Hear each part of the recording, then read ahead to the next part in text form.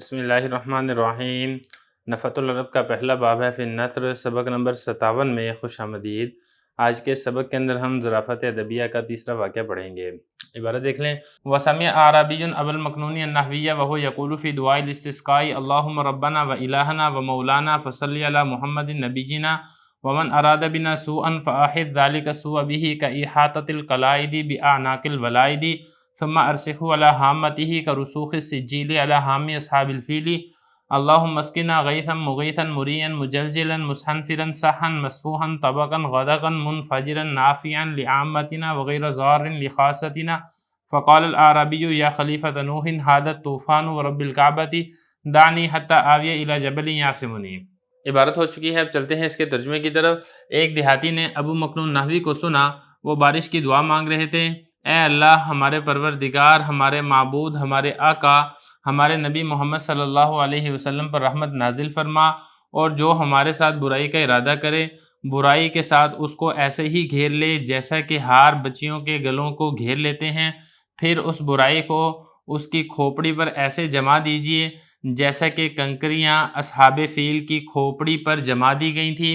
اے اللہ، ہمیں ایسی بارش سے سیراب فرما جو فریاد رسی کرنے والی ہو، سرسبز کرنے والی ہو، گرج کر برسنے والی ہو، کثرت کے ساتھ برسنے والی ہو، بہت زیادہ بہنے والی ہو، بہانے والی ہو، عام بارش ہو، کثرت کے ساتھ برسنے والی ہو، پانی کو بہانے والی ہو، ہمارے عام افراد کے لیے فائدہ پہنچانے والی ہو اور ہمارے خاص افراد کو نقصان پہنچانے والی نہ ہو۔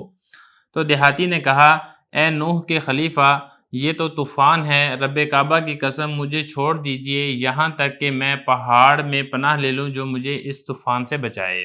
عبارت ہو چکی ہے، ترجمہ ہو چکا ہے، چلتے ہیں اس کی لغوی صرفی تحقیق کی طرف۔ پہلا لفظ دیکھیں، استسقاء، یہ باب استفعال کا مصدر ہے اور اس کا معنی ہوتا ہے بارش کا طلب کرنا۔ آگے ہے ارادہ، ارادہ یرید ارادتاً، اس کا معنی ہوتا ہے ارادہ کرنا، باب اس کا افعال ہے۔ آگے لفظ دیکھیں احیط، یہ امر حاضر کا صیغہ ہے واحد مذکر مخاطب کا۔ احاطہ یحیط احاطتاً، اس کا مصدر یہی والا ہے، باب اس کا افعال آتا ہے اور اس کا معنی ہوتا ہے احاطہ کر لینا اور گھیر لینا۔ اس کے بعد آگے لفظ دیکھیں قلائد، قلائد یہ جمع ہے، اس کی واحد آتی ہے قلادتن، ہار کو اور مالا کو کہا جاتا ہے۔ آگے لفظ دیکھیں اعناق، یہ گردن کو کہا جاتا ہے۔ آگے ہے ولائد، ولائد یہ جمع ہے اور اس کی واحد آتی ہے ولیدہ، یہ بچی کو کہا جاتا ہے۔ اس کے بعد آگے لفظ دیکھیں ارسخو، ارسخ یرسخو، ارساخ باب اس کا افعال آتا ہے اور اس کا معنی ہوتا ہے راسخ کرنا، مضبوط کرنا، جمانا۔ آگے لفظ دیکھیں حامتن، حامتن اس کی جمع حامات بھی آتی ہے اور اس کی جمع حامن بھی آتی ہے۔ کھوپڑی کو کہا جاتا ہے، ہر چیز کے سرے کو کہا جاتا ہے۔ آگے لفظ دیکھیں سجیل، سجیل یہ اس کنکر کو کہا جاتا ہے جو پکی مٹی سے بنے ہوئے ہوتے ہیں۔ اصحاب فیل، یہ ہاتھیوں والے، بڑا اس کا مشہور واقعہ ہے، سورہ فیل اس کے بارے میں مکمل اتری ہے۔ ایک ابرہہ جو تھا وہ لشکر لے کر آیا تھا، اللہ تعالیٰ نے ان کے مقابلے کے لیے ابابیل کو بھیجا تھا، ابابیل نے ان کے اوپر کنکر بھیجے، کنکر مارے تھے، اور وہ کنکر جو تھے وہ پکی ہوئی مٹی کے کنکر تھے جس کو سجیل کہا گیا، اور ان کی کھوپڑی پر لگ کے انہوں نے ان کی کھوپڑیوں کو پاش پاش کر دیا تھا۔ آگے لفظ دیکھیں اللہم اسقنا، سقا یسقی باب اس کا ضرب یضرب ہوتا ہے اور اس کا معنی ہوتا ہے سیراب کرنا۔ غیث یہ بارش کو کہا جاتا ہے، اس کی جمع غیوث آتی ہے۔ مغیث، اغاث یغیث اغاثتاً باب اس کا افعال آتا ہے اور اس کا معنی ہوتا ہے فریاد رسی کرنا۔ اسی طرح اس کا باب بھی افعال آتا ہے اور اس کا معنی ہوتا ہے سرسبز ہونا۔ اس کے بعد آگے لفظ دیکھیں مجلجلاً، جلجل یجلجل باب اس کا فعل آتا ہے اور اس کا معنی ہوتا ہے گرجنا۔ آگے لفظ دیکھیں مسحنفراً، اسحنفر یسحنفر اسحنفار باب اس کا افعل لال آتا ہے اور اس کا معنی ہوتا ہے کسی چیز کا بکثرت ہونا۔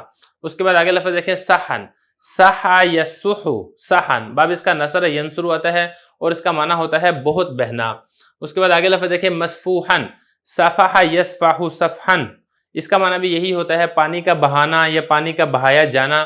مسفوحن ایسا پانی جو بہت زیادہ بہایا جاتا ہو، یہ بالکل ویسے ہی ہے جیسے کہ دم مسفوح کے بارے میں آپ نے پڑھا ہے، بہنے والا خون۔ اس کے بعد آگے لفظ دیکھیں طبقن، طبق یہ عام بارش کو کہا جاتا ہے۔ آگے دیکھیں غدقن، غادی کا یغدقو باب اس کا سمیع یسمع ہوتا ہے اور اس کا معنی ہوتا ہے بکثرت بارش ہونا۔ انفجر ینفجر انفجار باب اس کا انفعال آتا ہے، اسی سے یہ اسم فاعل کا صیغہ ہے، اس کا مطلب ہوتا ہے پانی کا جاری ہونا، پانی کا بہنا۔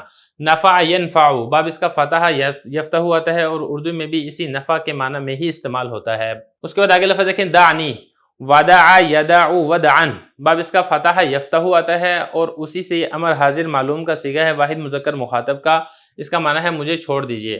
اوا یاوی، باب اس کا ضرب یضرب آتا ہے اور اس کا معنی ہوتا ہے ٹھکانہ پکڑنا، واحد متکلم فعل مضارع معلوم کا صیغہ ہے۔ آخری لفظ ہے یعصمنی، عاصم یعصم، باب اس کا ضرب یضرب آتا ہے اور اس کا مطلب ہوتا ہے بچانا، حفاظت کرنا۔ بہرحال یہ کچھ الفاظ ہیں جن کی لغوی صرفی تحقیق ہو چکی ہے، اب چلتے ہیں اس کی تشریح کی طرف۔ سب سے پہلے دیکھ لیں، آسان ہے بات۔ ایک دیہاتی نے ابو مکنون نحوی کو سنا، وہ اس طریقے سے دعا مانگ رہے تھے بارش کے لیے کہ یا اللہ بارش برسا۔ اس نے سب سے پہلے اللہ تعالیٰ کی تعریف کی، اس کے بعد پھر نبی کریم صلی اللہ علیہ وسلم پر صلاۃ و سلام بھیجا، پھر یہ کہا کہ جو کوئی ہمارے سے برائی کا ارادہ کرے یا اللہ اس برائی کو اسی کی کھوپڑی کے ساتھ چپکا دے، اور ایسے چپکائیے جیسا کہ آپ نے سجیل کنکریوں کو اصحاب فیل کی کھوپڑیوں کے ساتھ چپکا دیا تھا کہ اس کنکریوں نے اصحاب فیل ہاتھیوں والوں کا ستیہ ناش کر دیا تھا، ان کو تباہ و برباد کر دیا تھا۔ تو جیسے ہی جو شخص ہمارے بارے میں کوئی برائی کا ارادہ کرتا ہے، ہمیں برائی پہنچانا چاہتا ہے، اس برائی کے ذریعے سے ان کو بھی تباہ و برباد کر دیجئے۔ پھر اس کے بعد یہ اس نے دعا مانگی، یا اللہ ہمیں کثرت کے ساتھ بہنے والی بہت تیز بارش، گرجنے والی ہمیں بارش عطا فرما، اور جو بارش ہے وہ ایسی ہو جو ہمارے عام افراد کے لیے تو فائدہ مند ہو ہی، جو ہمارے خاص افراد ہیں ان کو نقصان پہنچانے والی بھی نہ ہو۔